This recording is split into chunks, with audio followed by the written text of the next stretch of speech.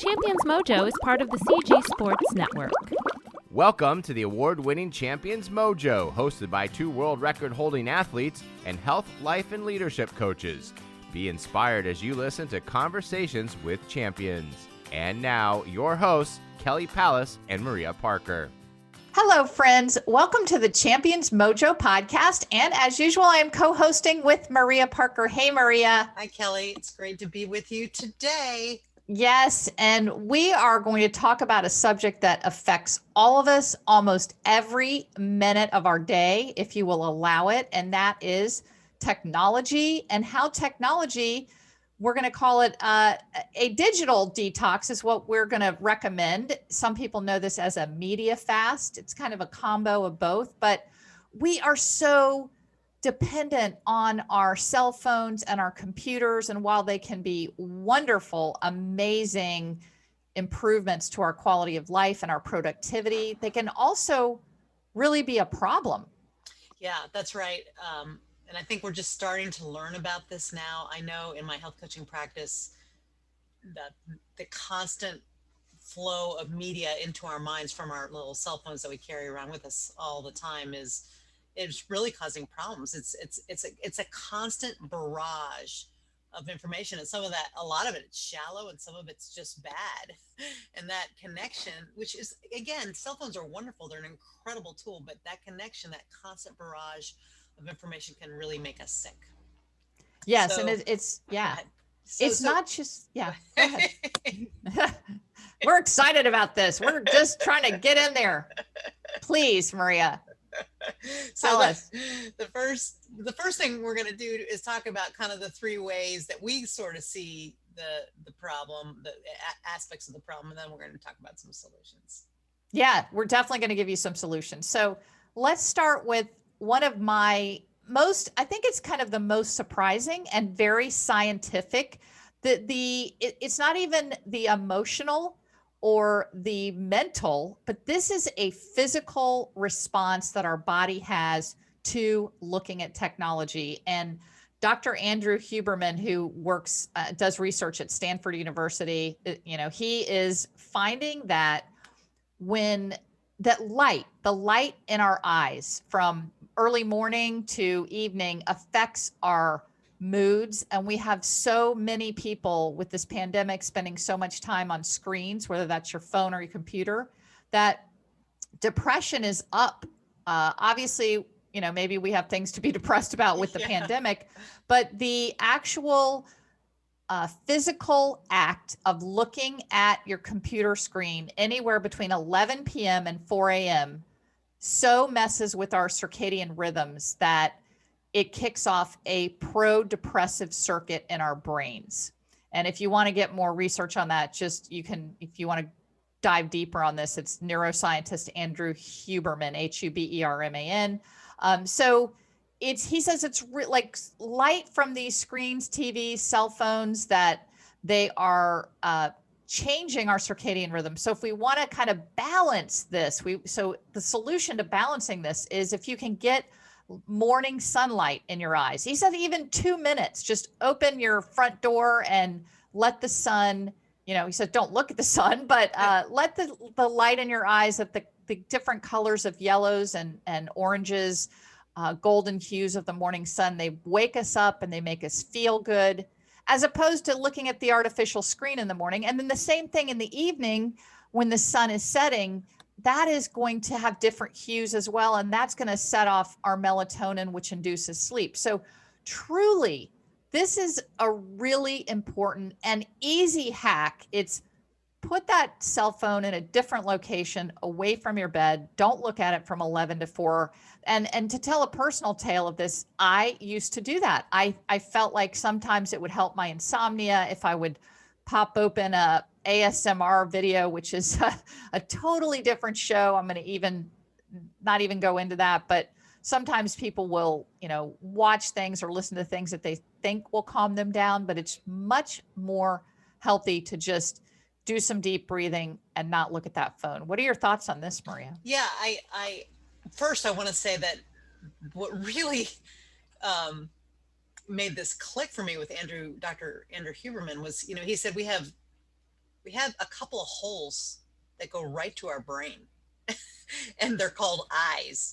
And so, I mean, just the thought that your eyes actually connect directly to your brain. So what you look at gets into your brain more directly than anything else. So yeah, I completely buy this idea. And since I read or listened to the video, which we'll link in the show notes of him talking about this, I have been really intentional about, I've been pretty good about not looking at my phone at night.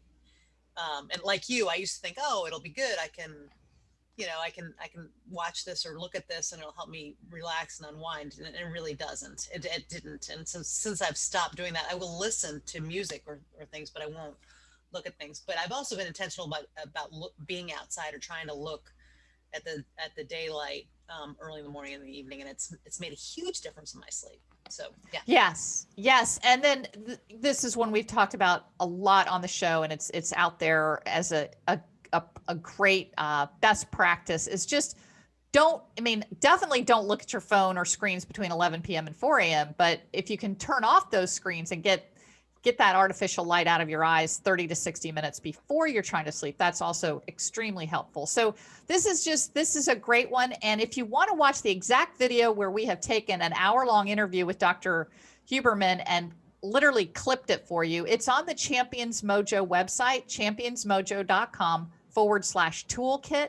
And this is in our toolkit for helping people with depression and anxiety. So there are a lot of little hacks like this on there, but Dr. Huberman's video, we've clipped it for you perfectly. You could find it on that website. So Maria, what is the next of this big third?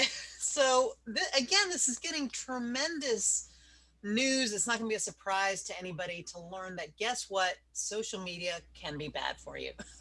And that's, I think maybe over the last 3 years, this is that concept that's been really growing. But basically, social media can be wonderful. Facebook, connection with friends, Instagram, it can be inspirational, it can be wonderful, but it was created to be addictive. And anybody who's watched the movie The Social Dilemma understands that. It's created to reinforce addictive behavior. So when you see likes on posts and stuff, that makes you feel good. If you don't get it, it makes you want to do more of it. It's just like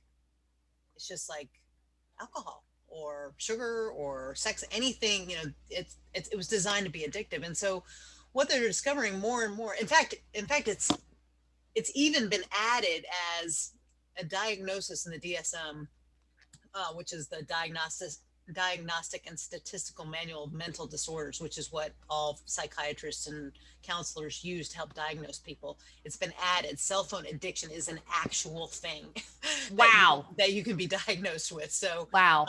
And what we've also learned is that young people are particularly susceptible to this, more so than other addictive behaviors. Their brains are developing as pre-teenagers and teenagers. This is a whole other subject, but it's a huge concern.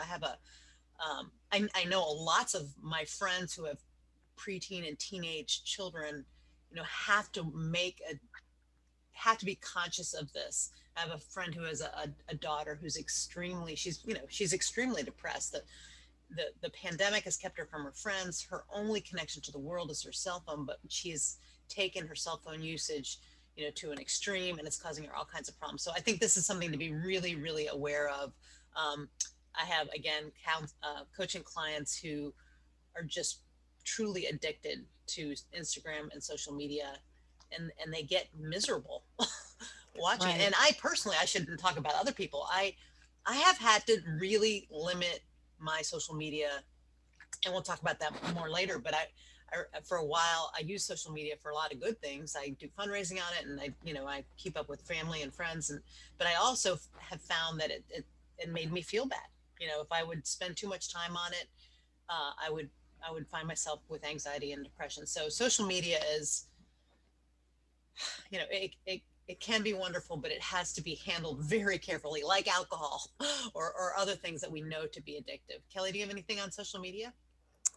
Well, I did watch that movie as well. And it's powerful how those algorithms are set up to bring us in, to rope us in, to keep us coming back. And certainly, like you said, the younger you are, the more susceptible you're going to be, because we can say, so how do we break that? So we're throwing up these things that are potential speed bumps in our life, and how do we combat these? So this is a great part of what we want to do, and we'll see if you want to make a commitment contract with us at the end of this. But Maria and I are going to agree to go on a media fast for the next 30 days, and we'd love for you to join us. So this would be not going on social media for 30 days, and see how that feels, because I think people understand that. And I've never been huge on social media. We do it for a little bit of business, we do it for a little bit of Champions Mojo. But one thing you can actually do if you are trying to do a media fast, you could hire someone, if it's a big part of your business, to do your social media, because then those people aren't addicted. They're not invested. They're not worried if they're getting liked. That's their job.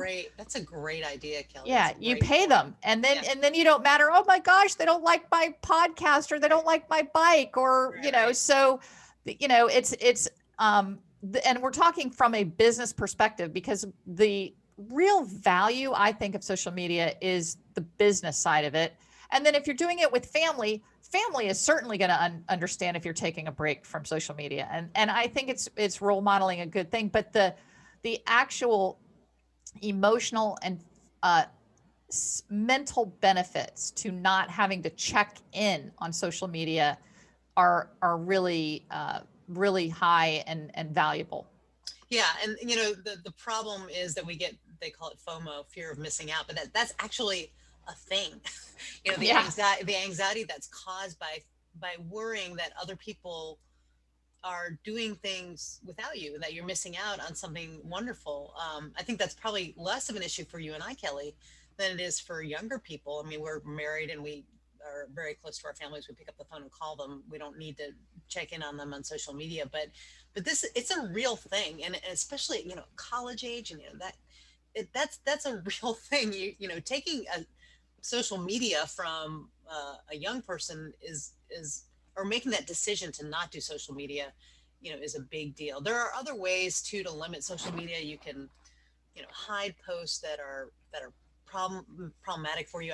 When I was doing the research for this, one of the things they said is and this is so true with almost anything, be aware of the feelings you're feeling. So if you're scrolling and you're seeing a post, and you find yourself going down the rabbit hole, and you find yourself anxious or sad or depressed or mad, then you got to stop doing that. You got to block that person, not follow that, or take a break. So just being aware of the feelings that you're feeling. So yes. And on the same subject, while we're talking about social media, but we're also talking about digitally detoxing. And I think while young kids may be social media, I wrote about this in my upcoming book, and I don't know if this podcast is going to come out before my book does, but I feel like I have a little bit of an addiction to email. So as email is still a digital addiction. And so what I do is I limit the time that I can check my email. So,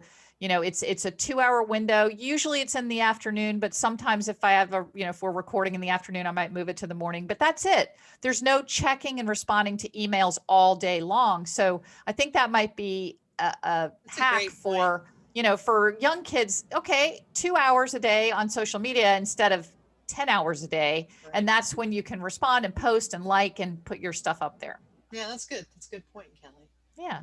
So, but there's another aspect of digital information that we haven't been talking about. You want to talk about that, Kelly?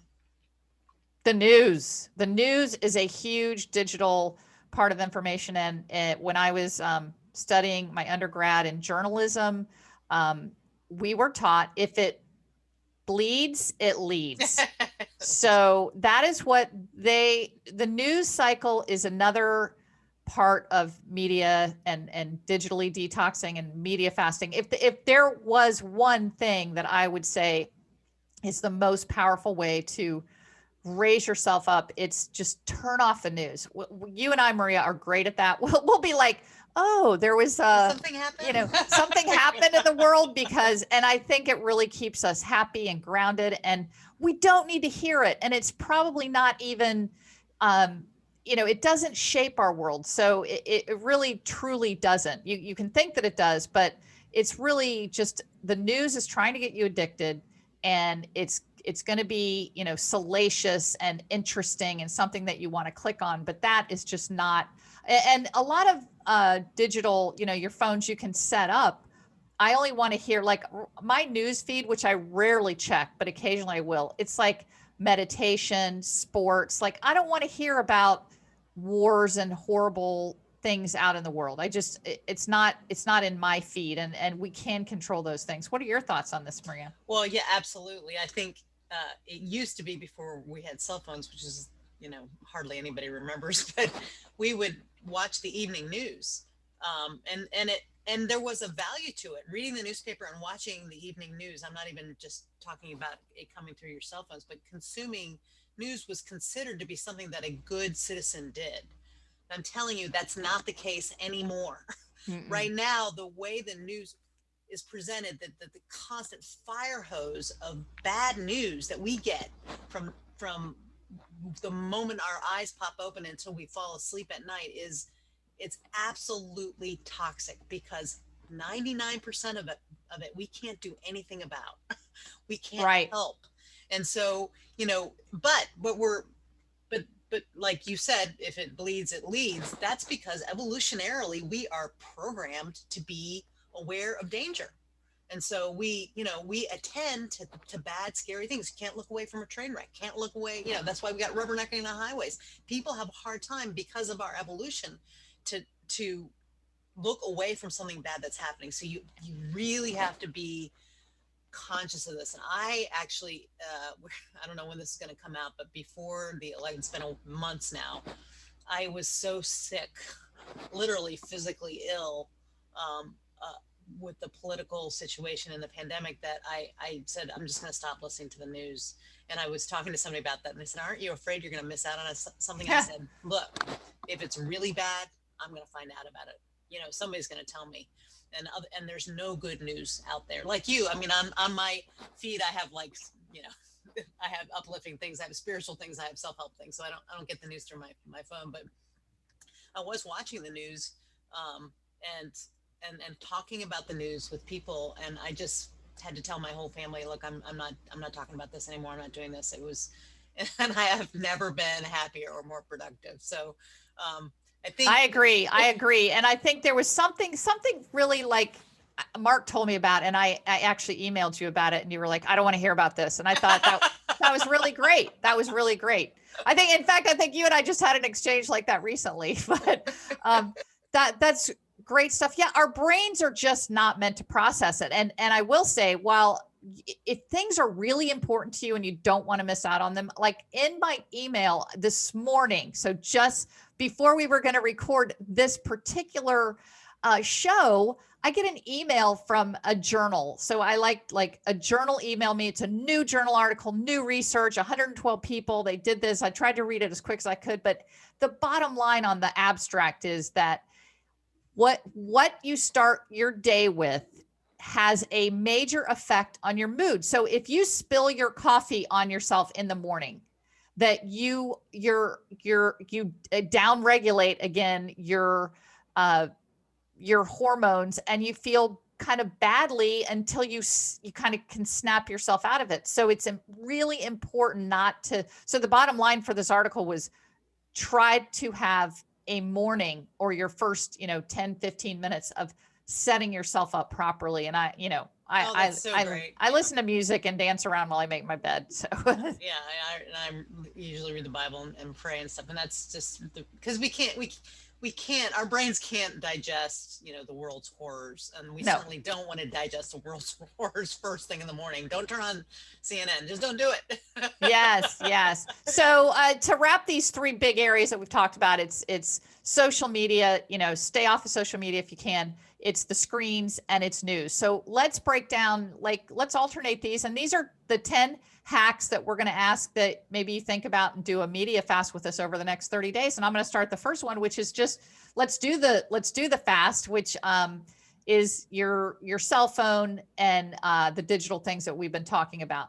Yeah. And it just like food fasting, you can do this in a sustained way, or you can do intermittent. And I think for some people it's helpful just to have 5 hours a day or 2 hours. I love that, Maria. Yeah. I love it. It doesn't have to be 30 days. Right. 30 days of no food would not be good. So, So I love that. An intermittent section. So what's the second one? The second thing is there's lots of apps out there, that can really help you control your, how many times you check your cell phone a day. I think some people are shocked when they learn how many times they're actually looking, not talking on their phone, but looking at their phone for, through social media. And there's an app called Checky that I'm sure there's several others, but, if you want to really work on this, using an app's a great way to do that. Yeah. And I don't know if it's true or not, but I did hear that the average person checks their cell phone 150 times a day. Yeah, and I'm like, wow, that's a lot. Okay. Number 3 would be just set realistic limits, and that's where I said maybe 2 hours a day, maybe 5 hours a day, but just having realistic limits. Yeah. Yeah.